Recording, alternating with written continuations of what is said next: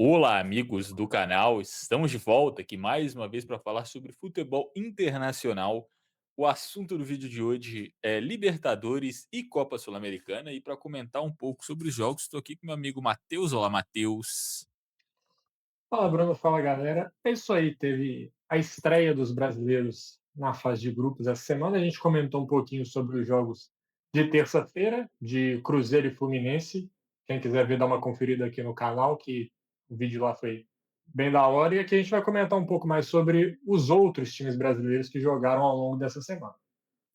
Exato, mas ao invés de falar um pouco sobre cada jogo, como era o nosso planejamento inicial, a gente deu uma olhada aí, né, ao longo da rodada e percebemos que vários brasileiros tropeçaram nessa primeira rodada, mesmo sendo considerados favoritos para a maioria dos confrontos.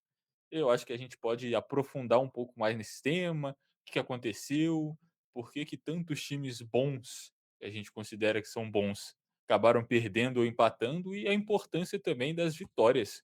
As poucas vitórias que o Brasil conquistou nessa primeira rodada dos campeonatos sul-americanos. Em especial na Sul-Americana, né? O, onde talvez os brasileiros sejam ainda mais favoritos que na Libertadores, talvez, né? A gente, apesar dos últimos resultados não mostrarem um domínio brasileiro na Sul-Americana e sim na Libertadores, eu acho que a classe média aqui do futebol brasileiro, que são os times ali que estão indo para a Sula, é muito melhor do que se for olhar os times que estão indo dos outros países. Que a Conmebol inchou a Libertadores, está indo muito time, e, consequentemente, a Sul-Americana está indo a raspa do tacho quase nesses outros países. Times do meio de tabela estão indo disputar. E eu vou falar, o que salva a Sul-Americana hoje são os times brasileiros. É você ter um São Paulo, você ter um Grêmio, você ter um Atlético, um Santos, Vasco e Botafogo, acho que esses são os outros times brasileiros que estão na competição, para não ser injusto e deixar de citar algum que O possa ter Bragantino deixado. também. O Bragantino também.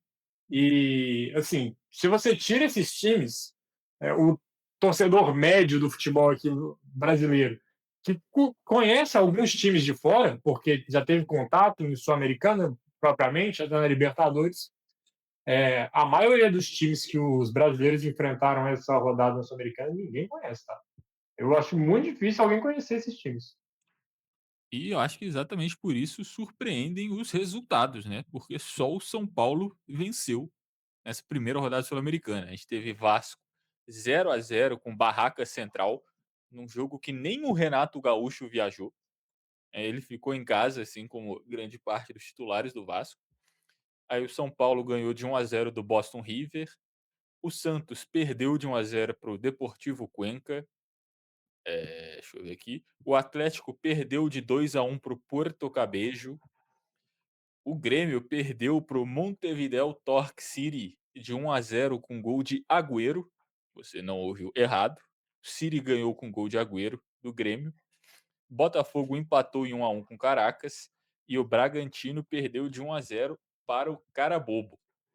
Então, assim, tem alguns times que, como você disse, é aquele time que vai para a Sul-Americana porque termina em 14º, 15º no Brasileirão, então não fez uma grande temporada e acaba com a vaga para a Sul-Americana. Eu acho que isso é algo que a gente pode até conversar um pouco sobre o quão isso valoriza ou desvaloriza a competição nos olhos dos próprios times e dos torcedores. Mas assim, perder para Torque City, Puerto Cabello, Carabobo, não é Deportivo Cuenca, não era resultados que eu estava esperando. Inclusive, no caso do Santos, especificamente, para já entrar em acho que nem os próprios jogadores, comissão técnica, imaginavam. Vazou aí do Cuca falando durante o jogo. É impossível a gente perder. Mas, como já diz Rogério Vogan, o futebol é a arte do possível. E o Santos conseguiu perder para o Deportivo Cuenca, que foi a estreia na Sul-Americana. Teve essa situação ali do Vasco, do Renato Gaúcho não ter viajado.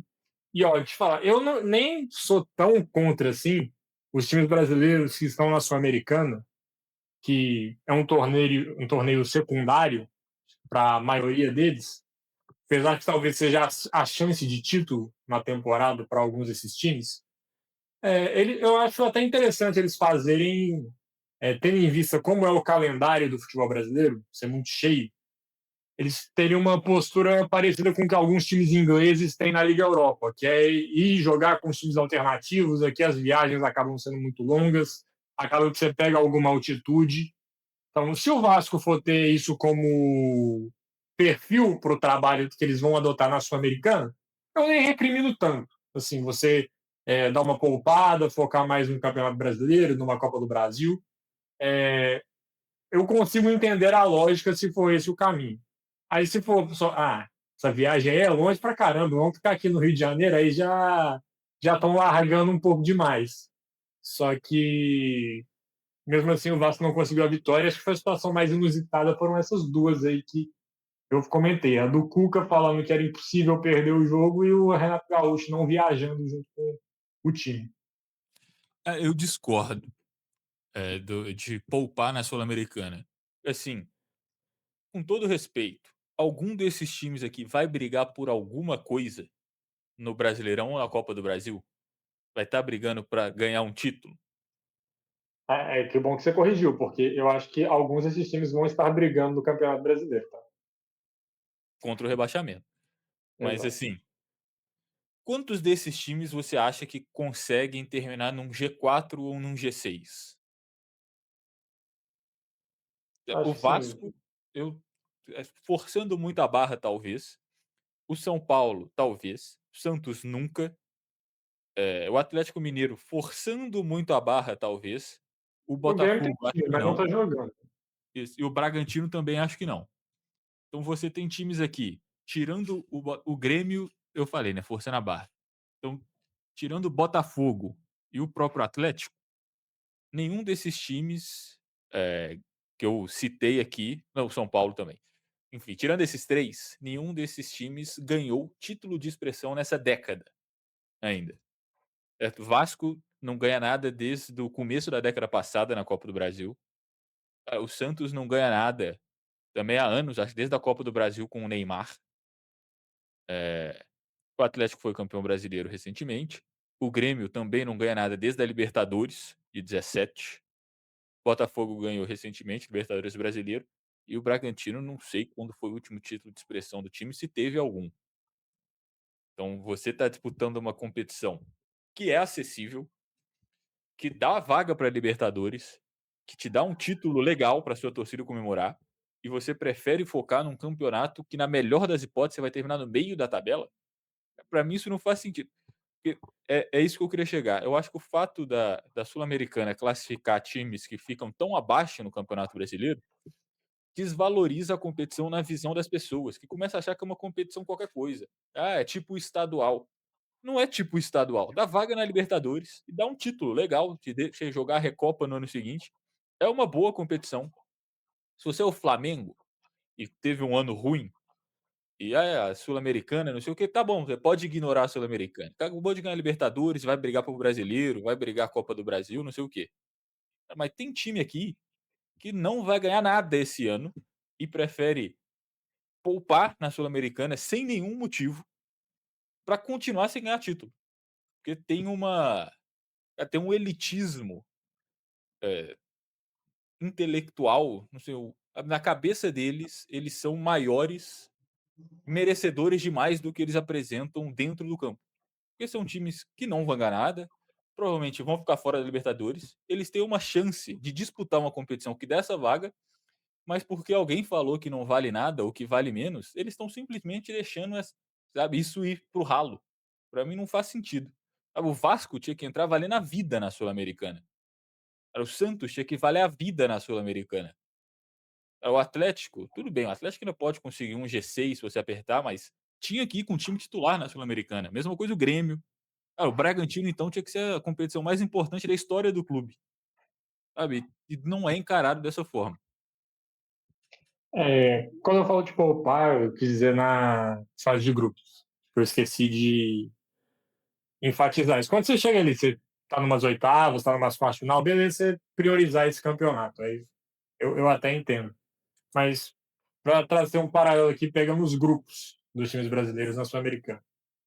O grupo do Atlético tem o Puerto Cabello, Cienciano e Juventude. Eu confesso que eu nem sei de que países são esses times, tá? Sendo bem sincero aqui com quem tá vendo o vídeo. O grupo de São Paulo é o O'Higgins, Boston River e Milionários. O único que eu conheço aqui mais é o Milionários. O grupo do Santos é o Deportivo Cuenca, São Lourenço e Deportivo Recoleta. São Lourenço é um time mais conhecido, né? Libertadores não faz muito tempo, tá? Um time da Argentina de expressão. Time do Papa, Então, famoso. isso. Ex-Papa. É, continua sendo Papa, não, ele só morreu. Não é o Papa atual. É, não é o Papa atual. O grupo do Botafogo você tem o Racing, o Caracas e o Independiente Petroleiro. Assim como no grupo do Santos, o argentino é o mais conhecido aqui. E, inclusive, o Racing tem um bom time, ou pelo menos nas últimas temporadas até tinha um bom futebol. O do Grêmio, o Montevideo City Torque, que ganhou o jogo, o Chiestra e o Palestino. Talvez o mais conhecido seja o Palestino por ter enfrentado times brasileiros em competições recentes, de Libertadores e Sul-Americano. E ganhado, diga-se. Sim. O grupo do Vasco tem o Olímpia, Barraca Central e o Audax Italiano. Acho que o mais conhecido aqui é o Olímpia. O grupo do Bragantino, para finalizar, é o Carabobo, o River Plate e o Blooming. Então, assim, não são grupos fortes. Talvez, assim, em um ou outro grupo você tem um time que pode complicar o jogo. E, assim, o futebol brasileiro, mesmo os times que estão mal, eles investem, eles gastam, pelo menos com folha de salário, não quer dizer que eles pagam alguns desses aí, inclusive, é, coisa que às vezes um jogador paga a folha salarial inteira dos times dos outros grupos. Então, não vejo justificativa para os times brasileiros não serem tão superiores. Inclusive, olhando essa diferença financeira, era para eles terem um elenco bom, capaz de a gente pegar esses times até com os alternativos, como foi o caso do Vasco, e conseguir ganhar o jogo. Esse foi o meu ponto. Sim, eu concordo com esse ponto. Aí o problema é que a realidade mostrou diferente. Né? Se a gente fala que os times titulares tinham que ganhar fácil e o elenco reserva, o time reserva, tinha que conquistar bons resultados, o que a gente viu foi times titulares não conquistando bons resultados e os times reservas perdendo. Sabe, o Atlético perde para o Puerto Cabello num jogo às 11 horas da noite, horário horroroso, inclusive, assim, merecidamente. Sabe, o Santos perde sem Neymar e sem Gabigol, tomando gol olímpico. Então, tem algumas coisas que, assim, na teoria, o o misto deveria ser suficiente, mas todo ano a gente vê que não é. Tanto é que a Sul-Americana não tem tido brasileiros campeões, né, geralmente quem tem ganho a competição, os argentinos ganharam as 2 últimas, antes disso a gente tem sempre o brasileiro na final e o brasileiro está sempre perdendo.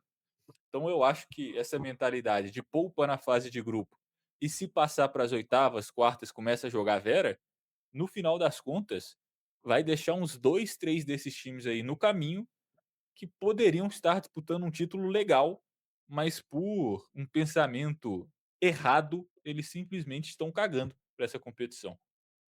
Eu acho que tem culpa também da Conmebol, da a forma que ela trata a competição também acho que não valoriza como deveria ser valorizado. Pô, estádio vazio, porque obriga time de cidade do interior a jogar em um estádio grande que claramente não tem como acompanhar. Horários tenebrosos, como eu falei, 11 horas da noite. Classificação de times de 15º colocado do Campeonato Brasileiro. Então tem coisas que podem melhorar na competição.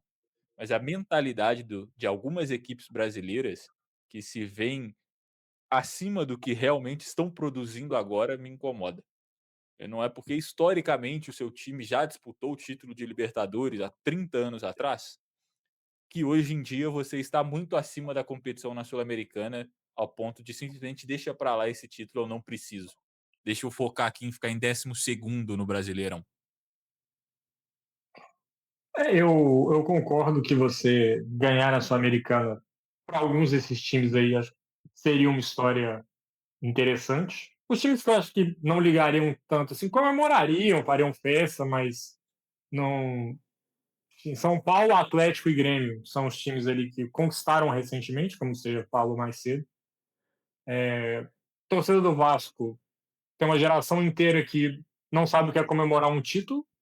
O último título de expressão do time foi em 2011 e acho que tem uma galera aí vascaína que o primeiro grande momento do time que viu foi na temporada passada, na final da Copa do Brasil, porque nos outros anos era uma situação bem sombria. O Santos acho que seria legal assim na volta, depois de ter sido rebaixado, você pensar em ter essa força. E sobre a desvalorização da competição, a própria Comembol desvaloriza, né? Com esse inchaço que está na Libertadores, teve anos aqui no futebol brasileiro que 9 times foram para a Libertadores. Sim, com todo respeito, o nono colocado do Campeonato Brasileiro, ele não tem que ter direito a nada. Ele tem que ter direito a baixar a cabeça, trabalhar e pensar em fazer um ano melhor, para aí sim conseguir vaga em uma competição internacional. Mas é tanta vaga que acaba que assim, o Santos ano passado lutou o campeonato inteiro para não ser rebaixado e está disputando uma competição internacional. O Santos, na prática, ele não deveria estar aí. Então, eu não sei se com o formato que tem hoje, assim, em termos de nome, acho que tem time para disputar. Mas em termos de qualidade, gera essas dúvidas assim, porque os brasileiros que estão indo já são times ruins. E os que estão indo dos outros países, salvo exceção a Argentina, que ganhou as 2 últimas competições, são piores ainda os times que estão indo para essa competição. É que você destacou, estádios geralmente são mais vazios nos jogos da Sul-Americana, os horários também não colaboram. O jogo do Atlético 11 horas não é como se no horário local o jogo fosse 8 horas da noite, que aí até faz sentido. Não, o jogo no horário local foi 10 horas da noite, que já é um horário horroroso também. Então, a desvalorização vem da Conmebol, acho que desde o início. Da quantidade de vagas que tem, dos times que jogam essa competição. Daqui a pouco, o campeão da Série B vai ter vaga na Sul-Americana, do jeito que está. Porque no Campeonato Brasileiro, se você não cai, você está na Sul-Americana. Teve ano que foi isso. Eu acho que realmente teria que dar uma enxugada aí nas vagas. Eu entendo que tem que ter bastante, porque é, a América do Sul, a Conmebol tem muito menos país do que a Europa, por exemplo. Então, na Europa, você pode dar 3 vagas para a Champions, 3 vagas, 2 para a Europa League. Como você tem vários países e várias ligas, você vai ter muitos times. Mas aqui na América do Sul, você vai ter o quê? 8, 9 ligas. Então, para você montar uma competição com 8 grupos de 4, você tem que dar muitas vagas. Porque senão não vai ter times. Simplesmente não vai ter como ter time suficiente, porque tem pouco país. Se tem menos país, você tem que aumentar o número de vaga para cada país. Eu acho que podia distribuir E, melhor. Não precisava ter tanto brasileiro. e já tem Mas. as vagas da pré-Libertadores também, né? Que Exato. tem essas que vão direto e ainda fazem meio que uma preliminar ali para ver. Então, são mais vagas que disponibilizam para os países. E só foi falando, eu pensei, talvez diminuir o número de times, tá? Você enxugar a Libertadores ali no número de grupos. Seria talvez um baque financeiro, talvez a Conmebol não estivesse disposta a fazer isso, mas se fosse pensar única e exclusivamente na qualidade da competição, talvez fosse uma saída para a Libertadores. Aí É, complica para o cruzamento, né? Porque você tem que ter as sim, oitavas de final. Aí vai tirar metade para ir direto para as quartas, vai é, classificar terceiro. Acho tem que acho que a Libertadores também perdeu muito com a saída dos mexicanos, faz alguns anos atrás. a logística é complicada, né? A gente já discutiu isso aqui também. Eu acho que aí ou os mexicanos jogam todos os jogos fora de casa, o time brasileiro vai ter que, sabe, o Internacional vai ter que sair de Porto Alegre para ir para a cidade do México na quarta-feira e voltar para jogar sábado no Brasileirão. Acho que Mas logisticamente fica complexo. o que fez os mexicanos saírem não foi questão logística, foi mais questão do calendário. Quando a Conmebol estica a Libertadores para o ano inteiro, ela passa a pegar o campeonato da CONCACAF, que os times mexicanos também disputavam, eles jogavam os dois.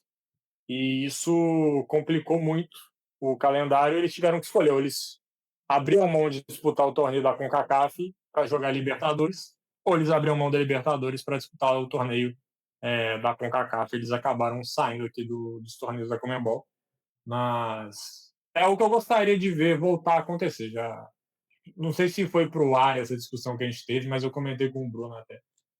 Concordo Não, que a logística seria complicada, você precisaria ter um planejamento central ali para essa questão do calendário, coisa que não tem aqui na Conmebol, né? Cada campeonato é de um jeito dos países, é uma bizarrice às vezes em alguns outros campeonatos da América do Sul. O argentino, assim, cada ano tem uma fórmula diferente, mas enfim, acho que a gente divagou um pouco, esse assunto entrou mais em questão do futebol sul-americano como um todo.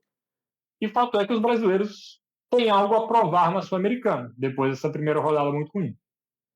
exato. Você falou da pré-libertadores, só para finalizar aqui o assunto sul-americana. Por exemplo, o Bahia. Você acha que o Bahia não tinha que dar vida numa sul-americana? É porque o Bahia pode conseguir ali um G5 no Brasileirão, ou você pode conseguir um título de Sul-Americana, que é claramente acessível para o Bahia. Você acha que não vale mais o título da Sula do que ficar em quarto no Brasileirão? Para uma equipe como o Bahia, que precisa de um título de expressão? Eu, por exemplo, acho que vale. É um pouco mais arriscado? É mais arriscado. Mas eu acho que se você conquista isso, vale muito mais a pena no final. E se não conseguir, ainda tem chance de recuperar no brasileiro, porque você vai ter 8 vagas para Libertadores. Então eu acho que valeria a pena. Mas, Mas Matheus, aí tem pode falar. só que você citou que vale mais a pena e assim, você ter a glória de um título. Você entra para a história conquistando taças e não ficando em quarto colocado do Campeonato Brasileiro, acho que isso é óbvio. Mas existe também o outro lado da moeda. Por exemplo, em 2024, o Cruzeiro foi na final da Sul-Americana, perdeu o título e ficou sem a vaga na Libertadores. Se a gente puxa um pouco mais para trás, eu lembro da Ponte Preta, teve um ano que chegou na final da Sul-Americana, focou, teve mobilização, foi um esforço muito grande, acabou não conquistando o título e sendo rebaixado no Campeonato Brasileiro. Então, é um risco muito grande. Será que, assim, vamos pegar um cenário, o Santos, campeão da Sul-Americana e rebaixado no Campeonato Brasileiro? Eu não faria esse acordo se eu fosse torcedor do Santos. O Santos está brigando para não cair de qualquer jeito. Pode ser que seja rebaixado e não ganhe nada. E o Bahia não tem Fernando Diniz como treinador. O Cruzeiro só não vai para Libertadores porque o aproveitamento do Fernando Diniz ali é péssimo, inclusive. Claramente, um treinador com um trabalho melhor, mesmo se perdesse a Sul-Americana, devolveria o Cruzeiro à Libertadores. É, mas, enfim, todo esse argumento que a gente teve aqui da valorização não explica alguns resultados de brasileiro na Libertadores, que esse eu acho que não tem como falar que não tem foco, né?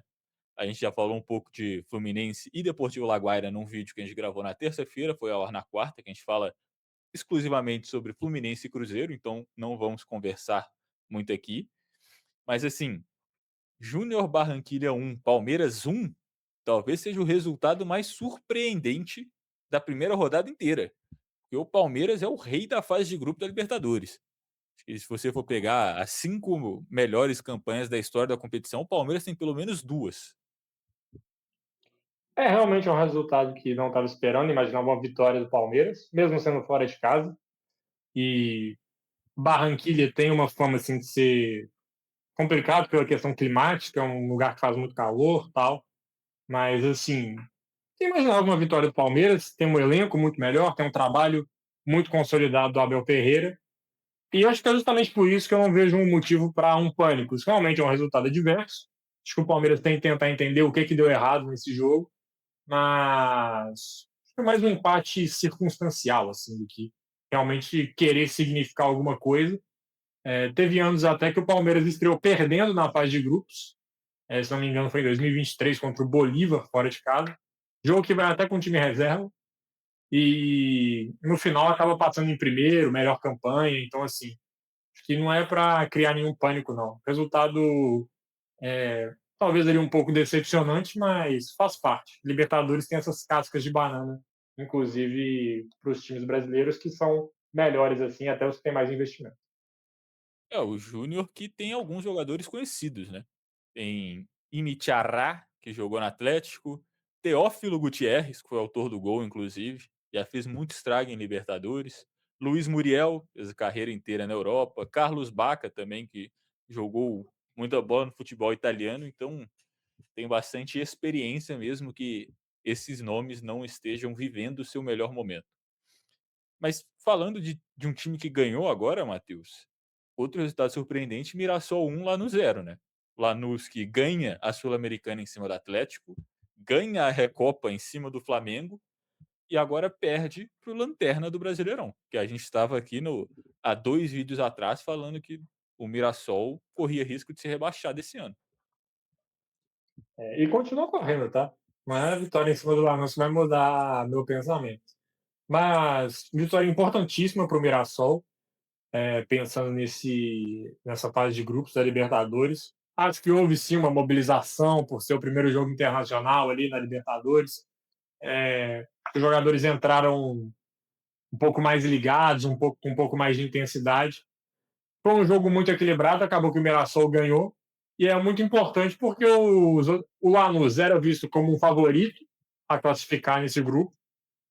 E também porque os outros dois adversários do Lanús têm o fator altitude fora de casa. Né? Então você já conseguiu largar com 3 pontos, enfrentando o principal adversário do grupo, jogando na sua casa, pro Mirassol tentar sonhar em chegar nas oitavas foi muito importante. É, e assim, lembrando que desempate na Libertadores é confronto direto, então contra a melhor equipe do grupo, que a gente imagina que vai estar brigando para classificar, essa vitória torna-se ainda mais importante. Eh, Queria destacar também aqui o jogo do Flamengo, acho que é o que a gente não falou, né. Não, tem o Corinthians também na estreia do Diniz, mas esse 2-0 do Flamengo, inclusive, bem mentiroso, porque o Flamengo abre 1-0, aí o Cusco empata logo em seguida, e tem uma polêmica no VAR do impedimento, que eu acho que o juiz traçou a linha um pouco mais à frente do que devia, e aí fica extremamente próximo, sabe, se tivesse um pixel para trás da linha, o jogador estaria em condição, que é o tipo de jogada que a verdade é que a gente só teria certeza com o impedimento semiautomático, e ainda, para mim, o Plata era para ter sido expulso, num lance bizarro, que primeiro que, se você assiste esse lance, a primeira coisa que você repara é no gramado. Porque quando o Plata pisa na perna do jogador do Cusco, eu acho que a perna dele abaixa uns 4 centímetros na grama. Você não consegue nem ver mais a perna do cara de tão alto que era o gramado, parece que tá jogando um pasto. Segundo que pra mim era claramente um lance para cartão vermelho e, por detalhes, podia ser um 1-1 com o Flamengo com um jogador a menos. Acabou que depois o Arrascaeta faz um gol nos acréscimos, mas um 2-0 que poderia ter sido muito mais apertado e diferente do que foi. E de novo o Plata, né? Ele já tinha sido expulso na semifinal da temporada passada, um jogador que teve em foco aí por polêmicas fora de campo. E concordo com você de que nesse jogo a arbitragem foi amiga do Flamengo ali, teve uns lances polêmicos, acabou pendendo a balança para o time brasileiro. O trabalho do Leonardo Jardim ainda não engrenou totalmente, tá? Parece que ele está tentando se encontrar, apesar de ter algumas vitórias logo nesse começo. E foi uma estreia ok pela vitória, mas pelo futebol apresentado pode gerar ali algumas dúvidas, sem desconsiderar também o fator altitude. Né? O Flamengo é muito mais time que o Cusco, mas 3.000 metros ali acima do nível do mar complica qualquer um. Importante conseguir a vitória para tentar ter um pouco mais de tranquilidade nessa fase de grupos, coisa que nos últimos anos o Flamengo não tem conseguido, apesar de ter vencido a última, quase foi eliminado na primeira fase. É, se a gente falou que o Palmeiras é o rei nessa fase, o Flamengo gosta de se complicar. Então, conseguindo a vitória, eu acho que já tá bom, tendo em vista que em outros tempos talvez o Flamengo tivesse empatado ou perdido esse jogo. No final das contas, é, é o que a gente sempre fala aqui. No começo do campeonato, principalmente, muitas vezes, somar os pontos é importante. Mais do que o desempenho, depois a gente precisa de desempenhar mais, porque se jogar da forma que jogou, o Flamengo não vai conseguir ser campeão, mas a gente também não imagina que o Flamengo vai continuar, nessa forma ruim que tem jogado.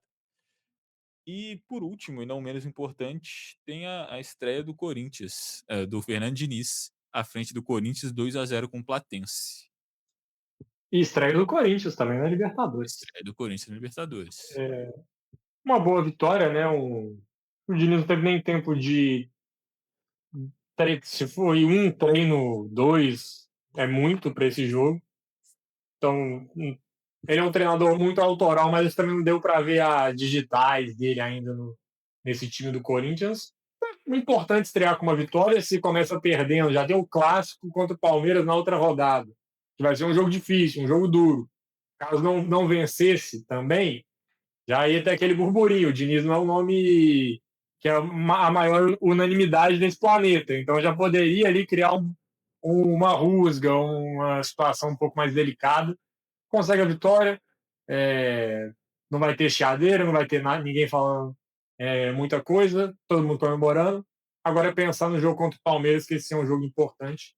E o grupo do Corinthians também, pelo que eu me lembro aqui, até pegar no celular, ele não é um dos grupos mais complicados também, pelo que eu me lembro. Posso estar falando Deixa eu besteira ver aqui, aqui. mas tô pegando. Corinthians, Santa Fé, Penharol e Platense. Inclusive o Penharol, que no começo a gente poderia imaginar de ser um time ali com o maior nome, está perdendo para o Santa Fé. Então, essa vitória fora de casa contra o Platense, que imagina o patinho feio do grupo, o Corinthians já conquistar logo na primeira rodada, que é um jogo um pouco casca de banana, né? O Platense é o time mais fraco, mas primeira rodada eles podem, se a gente ganha aqui, jogando em casa, quem sabe a gente pode pensar em alguma coisa. Talvez seja o jogo que eles entram com mais motivação. O Corinthians foi lá e conseguiu vencer, mesmo enfrentando toda essa possibilidade, essa mobilização que o time poderia fazer. E, como já ressaltei, é importante para o Diniz estrear com vitória. Eu acho que se a gente puder destacar alguma coisa que talvez tenha tido um pouco de dedo do Fernando Diniz, é Vai justamente ele. o gol do Kaique, né? O jogador jovem e o Diniz tem como característica usar bastante os jovens, revela muitos jogadores. Eu acho que, independente se você é fã ou hater da forma dele de trabalho, é verdade que ele costuma dar bastante oportunidade para a base e acaba revelando vários jogadores. Foi assim recentemente, por exemplo, com o Ryan no Vasco, ele lança o Ryan, dá confiança e depois ainda pede para a diretoria segurar quando chegar as primeiras propostas, porque ele valeria muito mais. Só para dar um exemplo de vários outros. Mas pouquíssimo tempo de trabalho, não tem como falar que este vai ser o Corinthians do Diniz, até porque o Memphis, por exemplo, não jogou, né? Tá lesionado. A gente imagina que ele vai ter algum papel importante no time, mas acho que é isso, né? Eu acho que o importante, de novo, é conquistar essa vitória aí no começo e já dar essa tranquilidade. Porque se você ganha depois, mais um jogo empata, você já tá, ó, 7 pontos em 9, tá encaminhada a minha classificação. Exatamente. E o Corinthians, próximo jogo, vai ser em casa, né? Tudo indica, até conferir aqui contra quem que é. O próximo jogo é contra o Santa Fé na Neoquímica Arena, na próxima semana. Que nesse momento está ganhando o Penharol. Se o Corinthians consegue mais uma vitória, já chega a 6 pontos, 100% de aproveitamento, pode ele dar uma gordura para até manejar ali alguns outros jogos um pouco mais complicados. Então, importante vencer esse primeiro jogo. Exato, né? E eu acho que é isso, né? Falamos sobre tudo, eh, comentamos principalmente aí, mais do que só os jogos, sobre a postura e as derrotas que a gente viu dos times brasileiros, principalmente na Sul-Americana. Tentamos identificar os motivos para esses resultados, demos a nossa opinião até em outros assuntos, como melhorar a competição, a Sul-Americana e talvez até mesmo a Libertadores. Até Então a gente porque agradece. Pode na falar. Libertadores, até porque na Libertadores nenhum brasileiro perdeu, né? Que é bom Exatamente. dizer. Teve 4 vitórias e 2 empates. Na Sul-Americana que o trem ficou meio feio pra gente. Mas é isso, a gente agradece todo mundo que acompanhou o vídeo até aqui, deixa seu like, se inscreve no canal para não perder aí os próximos vídeos. Vamos continuar falando de Libertadores, Campeonato Brasileiro, Copa do Brasil, Copa do Mundo, Champions League e muito mais. Então se inscreve para não perder os próximos vídeos. Comenta o que você achou, se você concorda com a gente, se você discorda, se você tem sugestões de conteúdo para a gente, se você tem sugestões do que fazer para melhorar as competições sul-americanas, por que você acha que os times da Copa Sul-Americana, os times brasileiros, tiveram tanta dificuldade nessa primeira rodada. E se você acha que a postura de poupar nessa competição é correta ou é errada, indica esse vídeo também para um amigo, para alguém da sua família, para algum torcedor que está puto que o time dele perdeu na Sul-Americana para uma equipe que ele nunca tinha ouvido falar e parece nome de time genérico do PES. Indica esse vídeo para ele, que às vezes ele vai ficar com mais raiva, às vezes ele vai ficar com menos. E é isso. Muito obrigado a todos mais uma vez e até a próxima. Valeu.